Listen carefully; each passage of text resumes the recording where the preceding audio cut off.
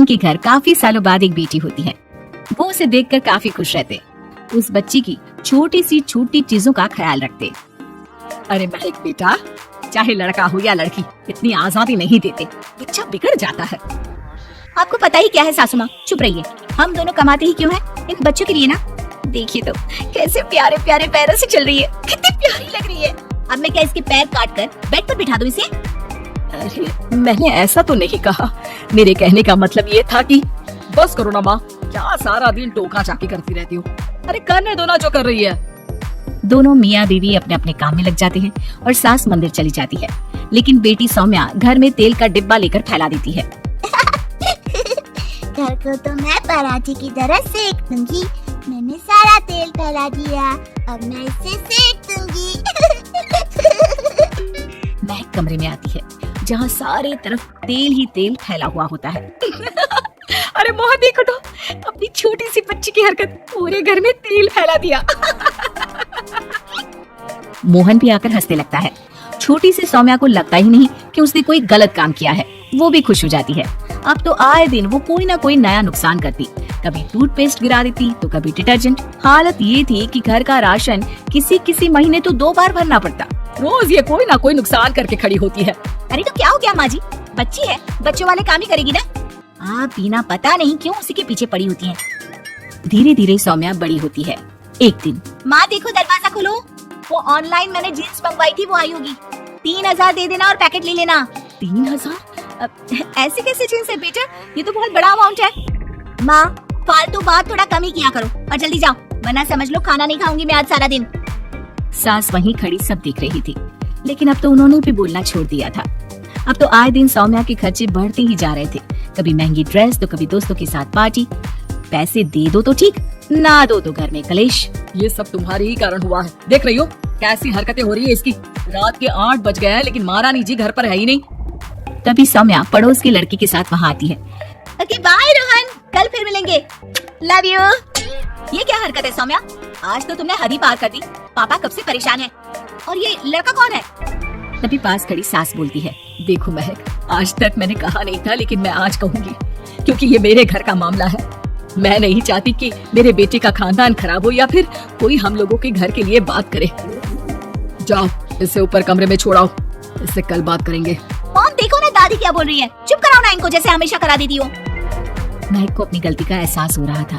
वो चुपचाप खड़ी होती है। मोहन बेटी को अच्छे से कमरे में सुलाकर माँ के पास आता है। देखो ये लड़का ठीक नहीं है, अब तुम लोग इसकी शादी करवा दो, ससुराल वाले अपने आप देख लेंगे।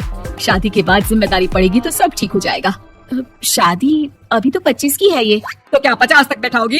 नहीं नहीं, ठीक कह रही है माँ, इसके लिए जल्दी से कोई लड़का देखता हूँ। अगले रोज सौम्या खाने के टेबल पर, मैं आप लोगों को बता देती हूँ, मैं रोहन से प्यार करती हूँ और उसी से शादी करूंगी। रोहन? वही ना सक्सेना का लड़का, वो सक्सेना जो पिछले महीने ही जेल से छूट कर आया है। वो जेल नहीं, काम के सिलसिले में अमेरिका गए थे। अच्छा, सक्सेना अमेरिका गया था तो क्या पैसा वैसा कमा कर नहीं आया? ये देख रही है ब्लाउज, उसकी बीवी ने सिला था मेरा।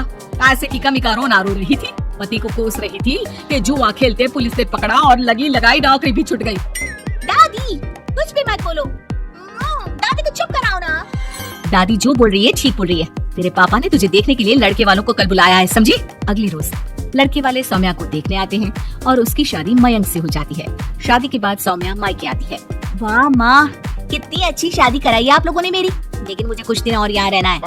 अरे बेटी, ये तेरा ही तो घर है, जितनी मर्जी रहे। और क्या, दमाजी कैसे है? अरे वो मयंक नहीं आया, कल शादी, आज तो अकेले, सब ठीक तो है ना?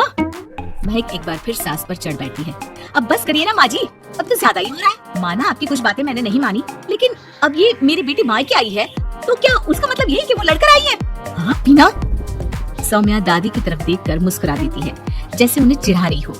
दादी, मैं लड़का नहीं बल्कि ये बता कर आई हूँ कि मुझे कुछ दिनों के लिए यहीं रहना है, माँ के पास। मेरा मन धीरे धीरे ही तो ससुराल में लगेगा। अब अगर आप बोलती है तो चली जाती हूँ मैं। अरे नहीं नहीं बेटी, ये मतलब नहीं था तेरी दादी के बोलने का। सौम्या कमरे में चली जाती है और अगले ही पल जींस टॉप पहनकर बाहर आती है। माँ, मैं ना अपनी सहेली के घर जा रही हूँ, आने में देर हो जाएगी, खाना मैं वहीं खा लूंगी। सौम्या सहेली के घर चली जाती है। अरे सौम्या ससुराल से आई है, कहीं दिखाई नहीं दे रही। वो सहेली के घर गई है, काफी दिनों बाद बच्ची का मन कर गया होगा। महक रहने दे, अब इतना हल्के में ना ले, लड़की अब किसी और की अमानत है। घर में इतनी देर से आएगी तो लोग क्या कहेंगे। और होता भी ऐसा ही है। दरवाजे में पुलिस आती है जिसके साथ सौम्या होती है। ये आपकी बेटी है? जी लेकिन क्या हो गया? पापा, मैं और रीना घूम रहे थे तो रोहन वहाँ आ गया। उसने मेरे गहने खींचने की कोशिश की। जब मैंने नहीं दिया तो मुझे धक्का मारकर मेरे गहने ले लिए। पापा, मुझे माफ कर दो। मुझे ना मयंक के पास जाना है। आप उसे फोन कर दो, वो मुझे ले जाएगा। दादी आप ठीक कहती थी, वो अच्छा लड़का नहीं है। कोई बात नहीं बेटा, मयंक का फोन आया था, उसे तेरी याद आ रही थी, लेकिन वो तुझे भी अपनी जिंदगी जीने से नहीं रोकना चाहता था। मैं उसे बोल दूंगी कि वो कल तुझे लेने आ जाए। अगले दिन चलो सौम्या, मैंने आज रात की फिल्म की टिकट और 5 स्टार होटल में खाने के लिए टेबल बुक कर दी है। फिर क्या, सौम्या खुशी खुशी अपने ससुराल चली जाती है और महक को बड़ों के सीख की कीमत का पता चल जाता है।